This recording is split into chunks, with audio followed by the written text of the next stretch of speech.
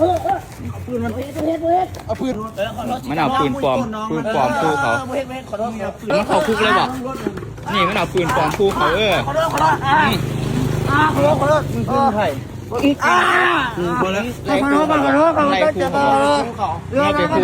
รถไม่หยังนี่รถไม่เกิดเหตุหนุ่มน้อยหน้าตาดีแต่งตัวคล้ายเจ้าหน้าที่ออกปุนสับประชาชนแต่ว่าสุดท้ายเกือบเอาชีวิตบ่รอดแต่สังคมกำให้กำลังใจโจรเพราะโจรหน้าตาดี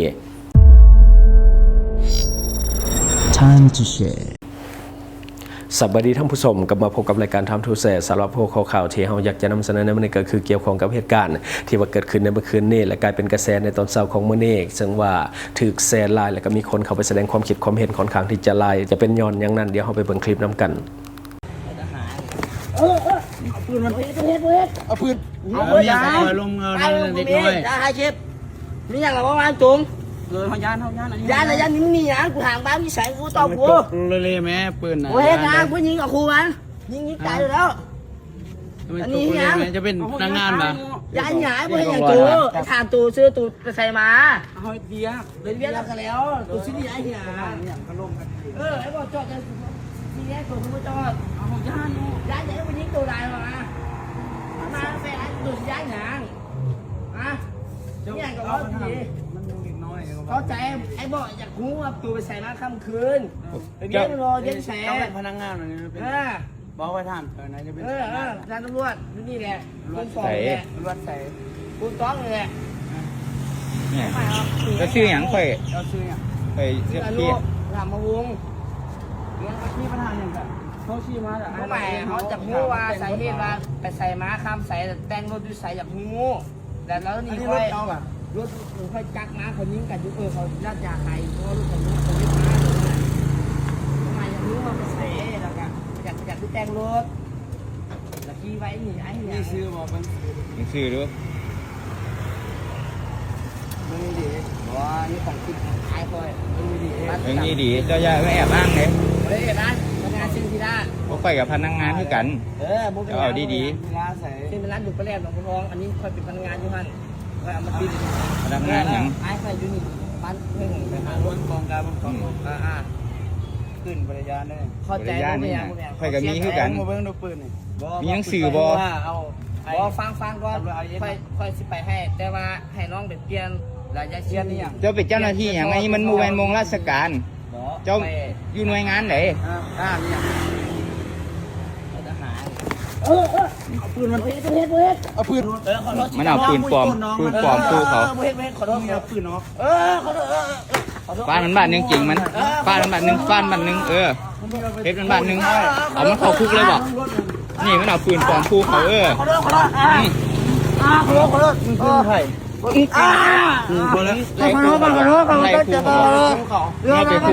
รถไม่หยังนี่รถไม่แต่งแจ้งบ้านเลยกันน้อยไปแจ้งบ้านมันเอานี่อยู่บ้านปืนปลอมไปไล่จี้หัวใช่ไหมปืนปลอมนะปืนทหารนะนี่นะมันเป็นไล่ครูเขาเอิ้นกองหลอดบ้านมามึงจะให้จังหวะมันเอาไล่ปืนไปไล่คู่ยิงเขาเนี่ยปืนยังนี่ปืนปลอมปืนแท้เขาก็บริการปืนแท้บริการเดี๋ยวมึงเอาไว้เป็นหลักฐานนี่เอาไว้นะมึงเป็นไผ่มึงเบิ้งรถมึงดูมึงเป็นพนักงานแม่อย่างไหนลูกบ้านบอลวะลูกจริงแท้จับไปก่อนตัวบ้านมันเอาปืนปลอมอะไรยิงเกิดเด็กน้อยไอ้ครูเขานี่น่ะนั่งลงนี่นะผู้นี่น่ะพวกไก่ซอยว่าซวยแน่เนี่ยก็เลยขี่มาเบิ่งอยู่ไล่ไล่นัวมันซอยแน่เอาปืนไปซีแล่นพูดคือไล่ยิงอยู่เนี่ยมันจีรถนี่เบิ่งหน้าพ่อแม่ขึ้นน้องมันเนี่ยมีพ่อมีแม่ก็เอิญก็ยอมมาเบิ่งนะสับไปหาพ่อแม่เนี่ยมาเที่ยวมึงก็ต้องโทรหาพ่อแม่มาเที่ยวมึงไปเที่ยวตัวเองพ่อแม่ไปเที่ยวญี่ปุ่นเอาพ่อแม่เขาเอายิงได้อยู่วะนี่ไฟฟ้าสดเอายิงดูโอ้บ่ได้คลัมบ้าไฟฟ้ายังมีใครอยู่เอาซุปมาต่ออยู่เว้ยจะซุปมึงใส่เอาซุปมาต่อด้วยมึงต่อได้ป่ะมันยิงบ้าสายไฟกันเลยเนาะแม่กูสั่นเบิ้ลเดิมแม่เอ้ายิงกูดูแม่เอามือแล้ว ปล่อยเงี้ยหรอปล่อย ปล่อยแล้วก็ไปศึกษาอุปโภคชาวกันไปขึ้นรถไป โทรศัพท์ ซับเลยเขาเคลียร์เองคือเนี่ยเป็นเจ้าหน้าที่ โทรศัพท์ไว้ให้ เดี๋ยวเขาเฮ็ดให้เจ้าหน้าที่เฮ็ดให้ ย้ายเจ้าที่มันเองเจ็บใครเอาอีกวะเจ็บหัดแขนยังบ่ตายบ่ตายหรอก มึงเฮ็ดเข้ามึงสิยิงเข้านั่นมีคนมาแล้วมันคนมึงไหม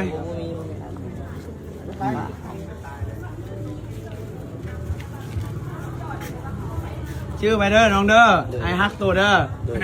เฮ็ดจักเทื่อ ดีแล้วเขาตีมึงไหนกู เอาบุตรีมึงไล่กว่านี้มึงบุญสุดแล้ว โทรศัพท์เอาไปเลยครับ ตัวไปเปลี่ยนไปคิดเปลี่ยนแนวคิดไหม ถามไอ้เพิ่น เอาเปลี่ยนแนวคิดไหมไปคิด ลืมบอกมึงมาเด้อปืนเด้อ เราพุ่งมาอย่าปืนเทมากยะอะไรกูซ้ำเลยเงยเนาะ และที่ผ่านไปก็คือคลิปต้นเรื่องที่กำลังเป็นกระแสและก็สังคมให้ความสนใจหลายมีผู้คนเข้าไปแสดงความคิดความเห็นค่อนข้างที่จะหลายและความคิดเห็นก็แตกต่างกันออกไปต่างๆนานาความคิดเห็นโดยซึ่งว่าเหตุการณ์นี้มันเกิดขึ้นในเวลาประมาณ 2 โมงกว่าๆของวันที่ 17 เดือน 5 ปี 2026ก็คือมีชายหนุ่มวัยรุ่นหน้าตาดีคิงบางหางน้อยใส่สุดคล้ายกับเจ้าหน้าที่แต่งตัวมิดชิดใส่เสื้อคลุมแล้วก็ใส่หมวกกันน็อกและนำใส่อาวุธปืนในการออกก่อเหตุก็คือตามจี้วางปุนทรัพย์สินของประชาชนที่เป็นวัยรุ่นอายุประมาณ10 ปีที่ว่าขับรถผ่านมาหลังจากนั้นวัยรุ่นที่ว่าถูกจี้ได้ห้องขอความช่วยเหลือจากประชาชนที่ว่าอยู่ใกล้เคียงผู้ที่ว่าเห็นเหตุการณ์ได้เข้าไปช่วยเหลือและพยายามที่จะช่วยกันควบคุมตัวชายที่ว่าเป็นคนก่อเหตุพร้อมทั้งคนอาวุธพบว่าเป็นอาวุธปืนปลอมผ่านการสอบถามของพลเมืองดีเห็นว่าผู้เกี่ยวน่าจะบ่แม่นเจ้าหน้าที่และก็ผู้เกี่ยวมีลักษณะคล้ายกับคนอยู่ในอาการมึนเมาเว้าบ่ค่อยรู้เรื่องสุดท้ายทางพลเมืองดีได้มอบตัวชายคนดังกล่าวให้กับเจ้าหน้าที่ของบ้านไปดำเนินการสืบสวนสอบสวนเพิ่มเติมเพื่อหาสาเหตุและก็ต้นตอของเรื่องราวในครั้งนี้เนาะนี่ก็คือเหตุการณ์ที่ว่าเกิดขึ้นซึ่งกำลังเป็นกระแสที่หลายคนให้ความสนใจเนาะที่จริงผู้ก่อเหตุเป็นคนหน้าตาดีเนาะก็คือหน้าจบตาดีเป็นคนหล่อคนหนึ่งเลยแหละซึ่งว่าเบิ่งจากคอมเมนต์มีคนสนใจแล้วก็เข้าไปคอมเมนต์หยอกค่อนข้างที่จะหลายซึ่งว่าหลายคนเข้าไปคอมเมนต์บ่ได้จริงจังส่วนหลายจะไปทางหยอกหลายกว่าคือเคสนี้ควรนำไปกวดปัสสาวะหรือว่ากวดเหยี่ยวหาสารเสพติดด้วยเพราะว่าเบิ่งจากอาการแล้วคล้ายกับคนมึนเมาเด็กในช่วงนี้มักจะตกเป็นทาสของยาเสพติดและก็อาจจะขาดสติเลยว่าออกมาก่อเหตุอาจจะหาเงินในการไปซื้อบางสิ่งบางอย่างเนาะสำคัญก็คือผู้ปกครองต้องมันติดตามกฎการลุกลานอย่างใกล้ชิดโดยเฉพาะการพัวพันสังคมและการใช้สื่อสังคมออนไลน์เพื่อสังเกตพฤติกรรมลุกลานของตนเองคือเคสนี้ยังโชคดีที่บ่ถูกพลเมืองดีลุมตีจนอันตรายหรือว่าเสียชีวิตกับคล้ายๆกับเคสที่ว่าเกิดขึ้นอยู่ตลาดหัวครัวที่ผ่านมาซึ่งพลเมืองดีที่ว่าเขาไปช่วยและก็ที่เห็นในคลิปนั้นที่จริงเขาเป็นนักมวยเนาะหลายคนที่เข้าไปเบิ่งโปรไฟล์น่าจะได้เห็นนำกันก็คือเป็นนักมวยของค่ายและก็น่าจะมีดีกรีระดับหนึ่งเพราะว่าน่าจะเคยไปแข่งขันระดับชาติซึ่งเขาเบิ่งจากรูปภาพในโปรไฟล์ของเราเนาะอาจจะเบิ่งแล้วบ่ค่อยเป็นผิดเป็นภัยปานใดก็คือโตบางโตน้อยเนาะเป็นคนคิงบางหางน้อยแล้วก็น่าจะบ่ค่อยมีเหือมีแห้งปานใดก็เลยว่าบ่ได้ถูกทำลายแบบหุนแห้งเนาะอีกอย่างนึงก็คือลักษณะคล้ายคนเมาเนาะเขาก็เลยว่าบ่ได้ทำให้อย่างหนักก็คือมีการแต่ข่มขู่น้อยนึงเนาะจะได้ก็ตามขอให้กับตัวกับใจเป็นคนใหม่อายุยังน้อยอนาคตยังไกลหน้าตาดีหาอยากเหตุแบบสุจริตก็น่าจะหาได้ง่ายเนาะทุกมื้อนี้มิจฉาชีพมันมาทุกรูปแบบแท้ๆโจรวัยรุ่นแห่งหลายในตอนนี้เนาะจงระมัดระวังในการใช้ชีวิตไปมาทั้งใดก็ต้องมีสติและก็ต้องระมัดระวังโดยเฉพาะเรื่องการกลับบ้านกลับซ่องในเวลากลางคืนหลังจากเลิกเวียกเลิกงานเนาะบัดนี้มาต่ออีกข่าวหนึ่งก็คือรัฐบาลสปป.ลาวเปิดขายพันธบัตรชุดใหม่ก็คือออกมาชุดนี้มีสีสกุลเงินก็คือมีเงินกีบเงินบาทเงินดอลลาร์และเงินหยวนของจีนพร้อมด้วยดอกเบี้ยที่สูงแห่งก็คือ 9.65% ต่อปีตามการรายงานข่าวของแฟนเพจลาวเอ็กซ์เพิร์ตบอกว่ากระทรวงการเงินประกาศออกพันธบัตรรัฐบาลสีสกุลเงินในเดือนพฤษภาคม 2026 เพื่อระดมทุนเข้าในการพัฒนาประเทศและก็สร้างเสถียรภาพทางด้านเศรษฐกิจมหาภาคการเคลื่อนไหวครั้งนี้ในใส่เรื่องของการดึงดูดสภาพคล่องในระบบพร้อมมอบผลตอบแทนที่ว่าสูงถึง 9.65% ซึ่งจะส่งผลดีต่อทั้งความมั่นคงของคลังเงินแห่งรัฐและก็การสร้างความมั่งมีให้แก่นักลงทุนทั่วไปการออกพันธบัตรในครั้งนี้บ่ได้เพียงแต่มูลค่าการระดมทุน ที่มหาศาลยังเป็นการเปิดกว้างทางเลือกให้กับนักลงทุนโดยการกวมเอาทั้ง4สกุลเงินหลักที่ว่าหมุนเวียนในระบบเศรษฐกิจของสปป.ลาวก็คือเงินกีบเงินดอลลาร์สหรัฐเงินบาทและเงินหยวนของจีนการกระจายสกุลเงินแบบนี้สะท้อนให้เห็นถึงวิสัยทัศน์ของรัฐบาลในการบริหารหนี้สินและการดึงดูดเอาเงินตราต่างประเทศที่กระจายอยู่ในมือของมวลชนและก็ภาคธุรกิจเข้ามาสู่ระบบการเงินของรัฐอย่างเป็นทางการซึ่งเป็นการสร้างธนาคารสำรองเงินตราให้เข้มแข็งขึ้นและก็หลุดพ้นแห่งกดดันต่อกับอัตราแลกเปลี่ยนในระยะยาวอัตราดอกเบี้ยที่เสนอให้นั่นถือว่าสามารถที่จะเอาชนะอัตราเงินเฟ้อและก็เหนือกว่าการฝากเงินทั่วไปหลายเท่าซึ่งสำหรับสกุลเงินกีบนั่นอัตราดอกเบี้ยเริ่มต้นที่ 6.8% ต่อปีสำหรับระยะ1ปี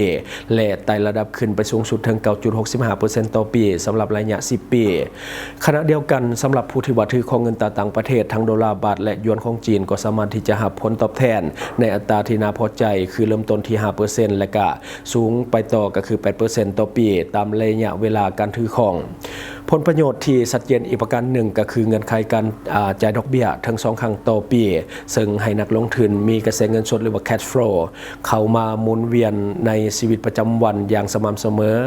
ยิ่งไปกว่านั้นรัฐบาลยังได้ทลายกำแพงการเข้าถึงการลงทุนโดยการกำหนดราคาเริ่มต้นเพียงแต่ 100,000 กีบ 100 ดอลลาร์ 1,000 บาทและ 1,000 หยวนต่อ1หน่วยและสามารถจองซื้อขั้นต่ำเพียง1หน่วยเท่านั้นเฮ็ดให้บ่ว่าจะเป็นนักลงทุนรายใหญ่หรือว่าประชาชนทั่วไปก็สามารถที่จะกลายเป็นเจ้าหนี้ของรัฐและการสร้างความมั่งมีไปพร้อมกับการเติบโตของประเทศชาติได้อย่างเท่าเทียมกันในมิติของผลกระทบต่อเศรษฐกิจมหาภาคการดูดเงินลงทุนมูลค่าหลายพันตื้อกีบและก็หลายร้อยล้านในสกุลเงินตราต่างประเทศครั้งนี้จะช่วยให้รัฐบาลมีแรงทุนหมุนเวียนที่เพียงพอสำหรับการบริหารรัฐสุกโยโครงการพัฒนาพื้นฐานโครงสร้างที่จำเป็นและก็อาจรวมถึงการนำไปปรับโครงสร้างหนี้สินเดิมให้มีประสิทธิภาพหลายขึ้นสำหรับบุคคลหรือว่านิติบุคคลที่เห็นถึงโอกาสทองในครั้งนี้รัฐบาลได้อำนวยความสะดวกอย่างเต็มที่โดยการเปิดช่องทางการจำหน่ายผ่านเครือข่ายสถาบันการเงินชั้นนำของประเทศประกอบมีบริษัทหลักทรัพย์ลาวจีนมหาชนบริษัทหลักทรัพย์ทคตลกทจำกัดและก็บริษัทหลักทรัพย์ LDB จำกัดผู้เดียวและก็ตัวแทนจำหน่ายย่อยเช่นธนาคารการค้าต่างประเทศลาวมหาชนธนาคาร ST ธนาคารห่วมพัฒนาธนาคารมารุฮานเจแปนลาวและก็ธนาคารแห่งประเทศจีน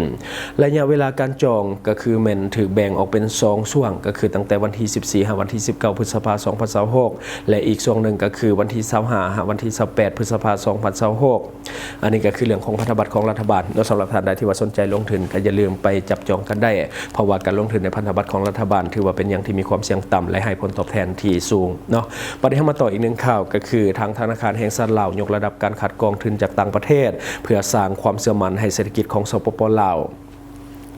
ตามการรายงานข่าวของแฟนเพจลาวเอ็กซ์เพิร์ตบอกว่าธนาคารแห่งสปป.ลาวร่วมกับรัฐบาลออสเตรเลียจะสัมมนาระดับชาติยกระดับการคัดกรองการลงทุนจากต่างประเทศในคะแนนการเงินแนะใส่เพิ่มประสิทธิภาพการอนุมัติโครงการเพื่อสร้างสภาพแวดล้อมที่ปลอดภัยและดึงดูดนักลงทุนที่มีคุณภาพเข้าสู่ประเทศ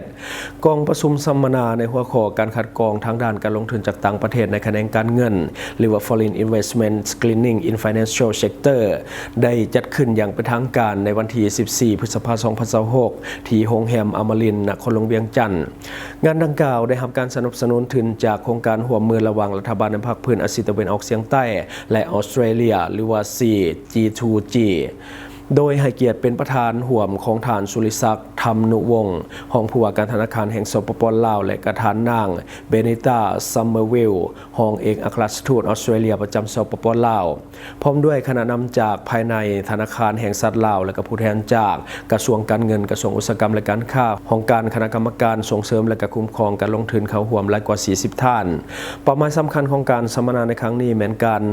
เปิดเวทีแลกเปลี่ยนบทเรียนระดับเชี่ยวชาญเพื่อปรับปรุงขบวนการประเมินและก็อนุมัติโครงการลงทุนของรัฐบาลให้มีความรัดกุมและมีประสิทธิภาพสูงขึ้นโดยเฉพาะการกันกรองกระแสทุนจากต่างประเทศที่ว่าไหลเข้าสู่สปป.ลาว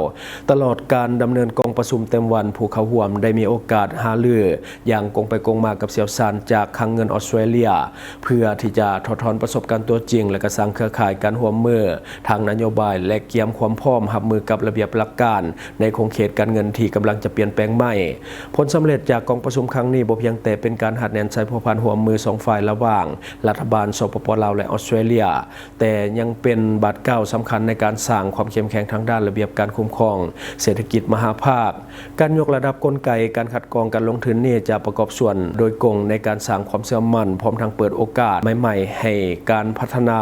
สภาพแวดล้อมการลงทุนที่ว่าโปร่งใสและก็มีประสิทธิภาพสูงสุดเนาะอันนี้ก็คือเรื่องของการคัดกรองเรื่องของแหล่งทุนที่มาจากต่างประเทศถ้าว่าเฮาบ่คัดกรองให้ดีมันอาจจะเฮ็ดให้โครงการที่มันเกิดขึ้นหรือว่าดำเนินในสปป.ลาวมันบ่มีประสิทธิภาพฉะนั้นการคัดกรองถือว่าเป็นประตูด้านแรกที่จะเฮ็ดให้เวียกงานที่มันเกิดขึ้นหรือว่าการเข้ามาลงทุนมันมีประสิทธิภาพและก็ถูกเป้าหมายหลายขึ้นอันนี้คือสิ่งที่เฮาเก็บมาเล่าสู่ฟังหวังว่าท่านจะได้รับสาระดีๆสำหรับท่านที่ว่าเบิ่งรายการเฮาอยู่คิดเห็นจังได๋กับสิ่งที่ว่านำเสนอไปก็อย่าลืมฝากไว้ภายใต้คอมเมนต์ของเฮาและข้าพเจ้าจะเข้าไปอ่านด้วยตนเองขอขอบใจ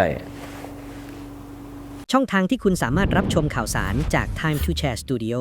Fanpage Time to Share Laos YouTube Time to Share TikTok Time to Share Laos Facebook สิงห์ดาราสายลินสนใจโฆษณาประชาสัมพันธ์ธุรกิจและผลิตภัณฑ์ของท่านผ่านรายการของเฮาสนใจติดต่อตามข้อมูลที่ขึ้นหน้าจอในปัจจุบันได้เลย